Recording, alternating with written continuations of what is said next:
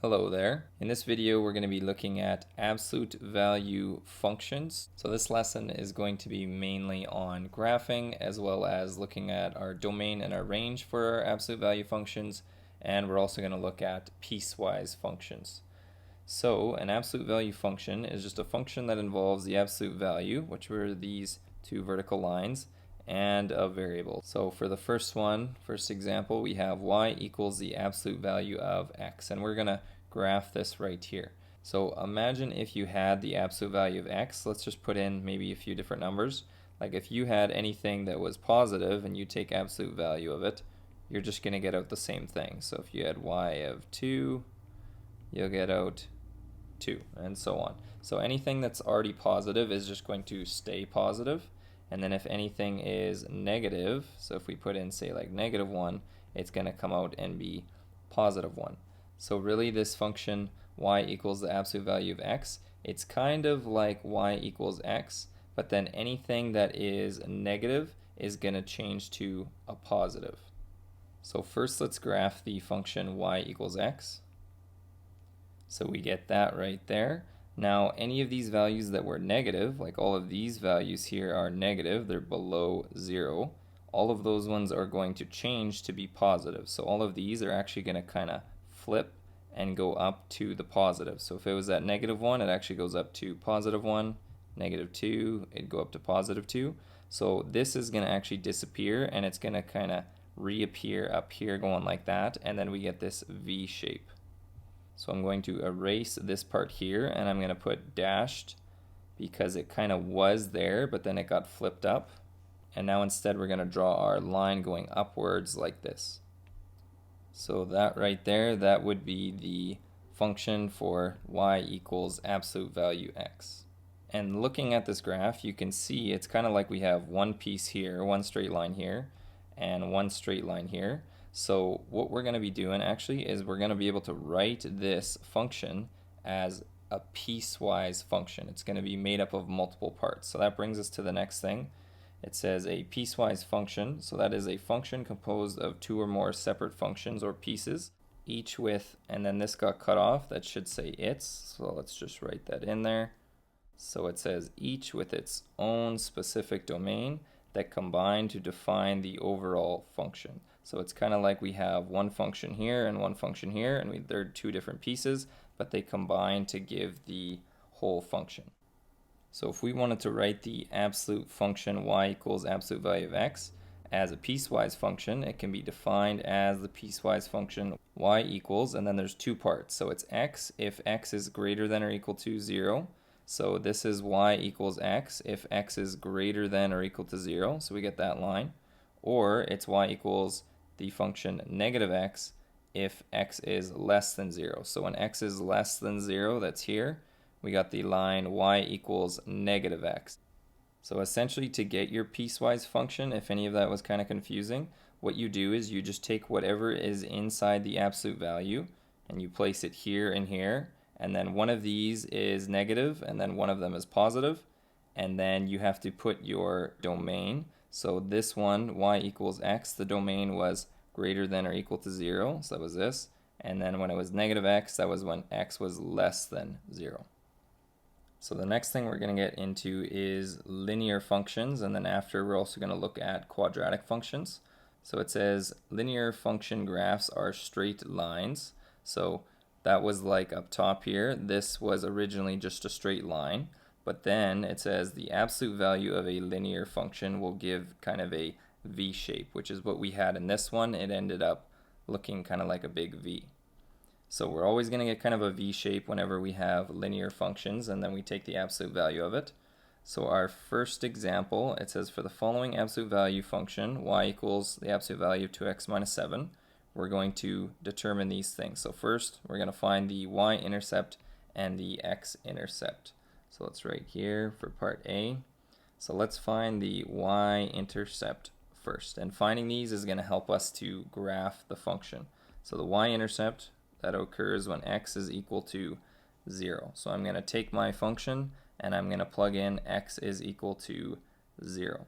So that's going to give me y equals 2 times the x is a 0, minus 7, and then take absolute value of that.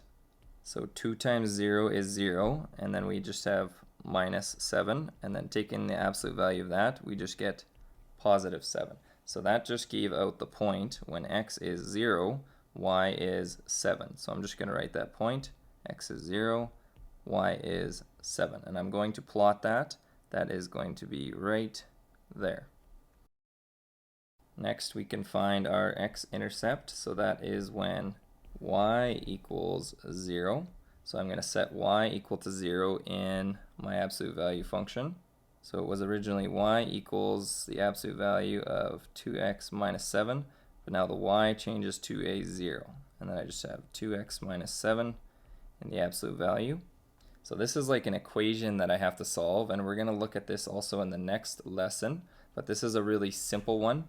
For now, what you can do is this absolute value, it just basically drops off, and you just have 2x minus 7. What we're going to see in the next lesson is that when you get rid of an absolute value, what you do is you just make the term on the other side a plus and a minus, but plus or minus 0, both of those will just equal 0. So we can just keep it as 0 and then solve that. So I'm going to add 7 to both sides, so that'll bring the 7 over to this side, and then I just have 2x, and then divide both sides by a 2, and I'm going to flip at the same time as well. So dividing both sides by 2, we're going to get x equals 7 over 2. So this just gave us the point 7 over 2, and then our y was a 0. And if it makes it a little bit easier to graph it, 7 over 2, that's just 3.5. So let's go to 3.5. So that right there is 3. So 0.5 is going to be halfway. So that is our x-intercept. And now that I have those 2 points, we're going to move on to step B here. So sketch the graph. So our graph is right over here.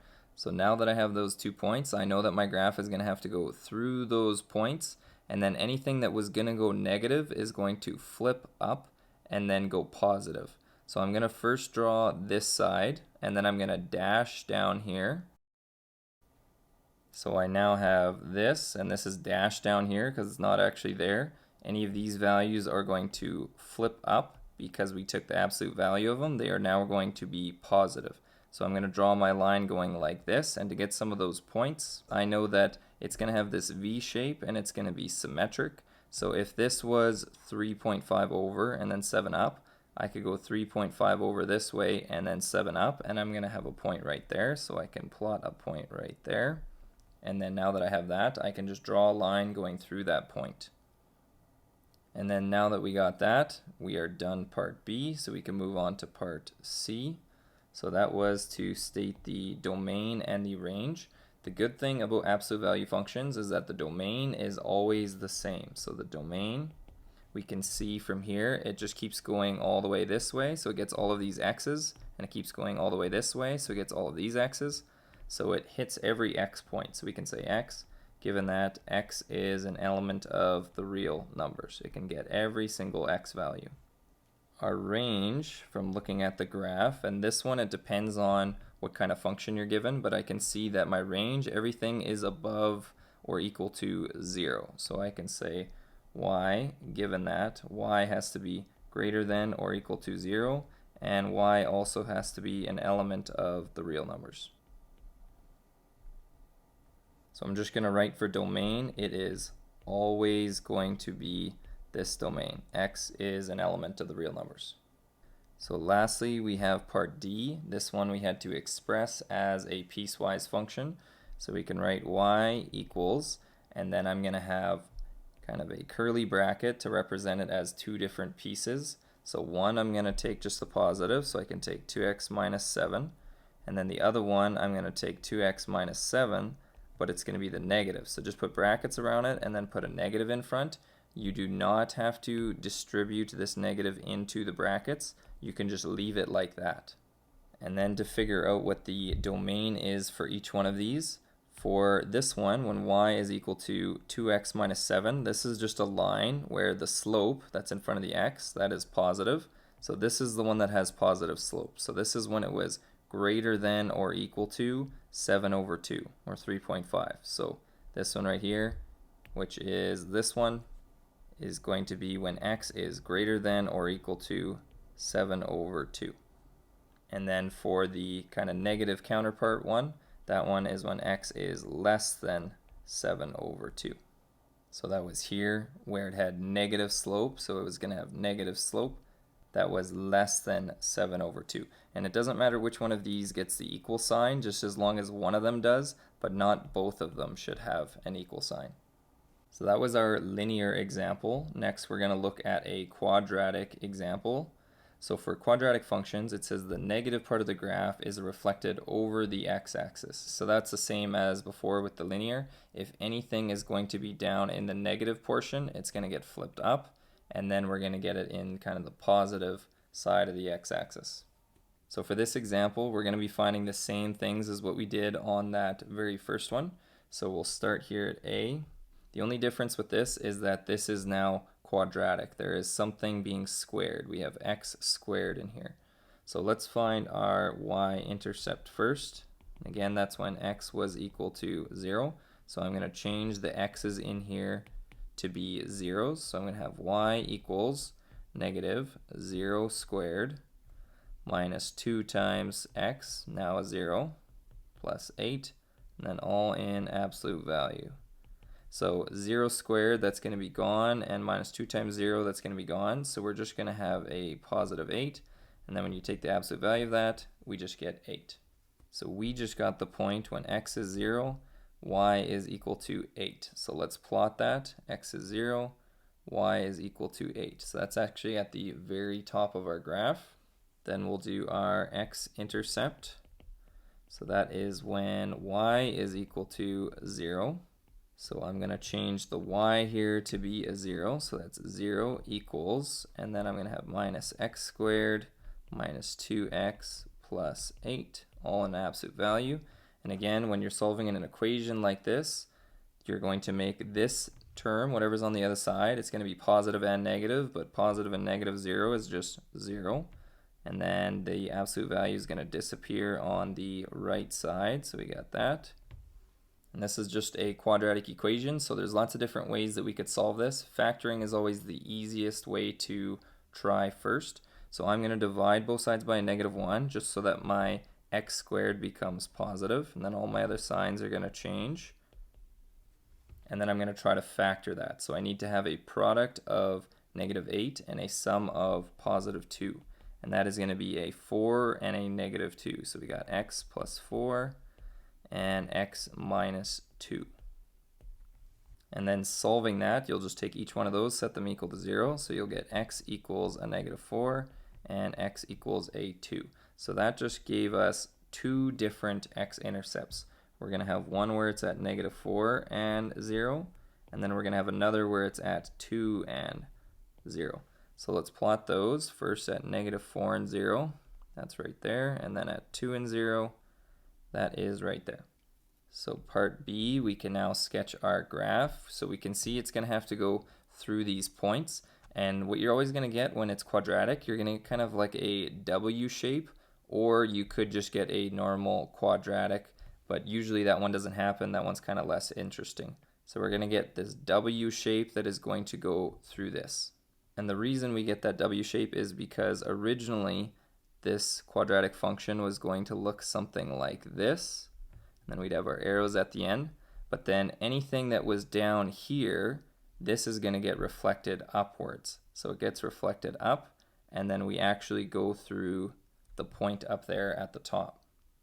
And then any point that was down here, we should erase this or dash it because it actually isn't there. All of these points got flipped up and they're now up here. So there is our graph. Part C, we can do our domain and our range. So domain doesn't change, it's just always x. Given that x is an element of the real numbers. And then our range, we can see from our graph that all of our points are above or equal to 0. So we can say y, given that y is greater than or equal to 0, and y is an element of the real numbers. And then lastly, we wanted to state it as a piecewise function. So for our piecewise function, we can write y equals and then do our big curly bracket, and then we can write out one where it's the positive, so we can just rewrite negative x squared minus 2x plus 8, and then we'll do one where we write the exact same thing, but we put it in brackets, and then we put the negative in front of that. Now that we have that, we're going to have to state what the domain is for each one of these. So this one is a quadratic where the leading term is negative, so that means it's going to point down. So that is actually this parabola right here. This would continue going down, but it's only going to be that parabola from this point to this point. So that is from -4 to 2. So our domain for this is going to be x, but it's going to go from one value to the other, and that was from -4 up to 2. The domain for this one, if this negative was brought in, those would cancel and you get positive. So if you had a positive leading term for this quadratic, that means it's going to point upwards. So that is this one right here. And we can see it is that parabola when it is greater than 2 and also when it is less than -4. So we can write that. So it is when x is greater than 2 and when x is less than 4. And again, if these ones have equal signs, these ones should not, or if these ones had the equal signs, then these ones should not. Not all of them should have equal signs. So we have one more example here. So we have y equals the absolute value of x squared minus x minus 2. And this one I want you guys to try, so pause the video and try to do this one. So starting this one, first thing we're going to do is find our x-intercepts and y-intercepts. So let's find our y-intercept first. That's when x was equal to 0. So this is going to be y equals, and then we're going to change these to be zeros. So I can see from there, these are just going to cancel out, and I'm just going to have a -2. So it's going to be -2 in an absolute value. And then when you take the absolute value of -2, you just get 2. So we just got out the point 0 and 2. And I'm going to plot that. So that is right there, 0 and 2. Then we can find our x-intercept. This one's always a little bit harder. So this is when y equals 0. So I'm going to change the y to be 0. So this is going to give us 0 equals, right, because it was 0, then equals x squared minus x minus 2. And that's all in an absolute value. And then to get rid of the absolute value, you take plus or minus of the number on the other side. But taking plus or minus of 0 is just still going to be 0. So we got 0 equals x squared minus x minus 2. And then this is a quadratic. We can just factor to try to solve this. Or if you couldn't factor, you could use quadratic formula or completing the square, whatever you want to use. To factor it though, we need a product of -2 and a sum of, there's a hidden 1 in front, so a sum of -1. And those two numbers are going to be a -2 and a +1. So we're going to have x minus 2 and x plus 1. And then we will take each of those brackets, set them equal to 0, and we'll get x equals 2 and x equals -1. So that just gave out two x-intercepts. We're going to have 2 and 0, and we're also going to have -1 and 0. So we can take those points and plot them. So 2 and 0 is right there, and then -1 and 0, that is right there. So part A is complete. We can move to part B. We're going to graph this. So we're going to have to go through these points. You can see again, we're going to get kind of that W shape. Now this point here, it might not always be like the vertex, the top part of this kind of middle piece. And in this case, if it's not centered, right, if it's not in the middle, it's not going to be the highest point. So it's going to go a little bit above that and then come down, hit this point, and then curl back up. So let's draw our graph. So it's going to come down, hit that point, then it's going to go up through that point, go a little higher, hit that point, and then curl up on this side. And then at the end, just make sure you draw your arrows. Part C was next, and for that we needed to do the domain and the range. Domain, it's just always the same. X, given that X is an element of the real numbers. And then for our range, again, looking at the graph, we can see everything is above or equal to 0. So we got y, given that y is greater than or equal to 0, and y is an element of the real numbers. And then lastly, part D, we wanted to write this as a piecewise function. So we got y equals, and then we'll write out x squared minus x minus 2. And then for the other one, we're going to write the exact same thing, but it's going to be in brackets, and then we got to put a negative in front, and then just put our curly bracket in the very front of all of that. So we're going to have to state the domain for each one of these. So this one is a quadratic, so y equals x squared, and it has a positive leading term, so that's when it's going to point upwards. So that's going to be this one. So that's where it points upwards, so it's in this piece and this piece. So it's when it's greater than 2 and when it's less than this -1. So we can write x is greater than 2 and also x is less than -1. And then for this one, if you bring in the negative, we're going to have a negative x squared. So that's a parabola where it points down. So we can see that's this parabola right here. So that's between -1 and 2. And because with this one I didn't put the equals, I got to put the equals on this one. So it's going to be x, and it's got to be between or equal to. So I got equal signs on both those. And it went from -1 to +2. So that was our last example. Hopefully you didn't do too bad on that one. Our homework questions here are just on page 375.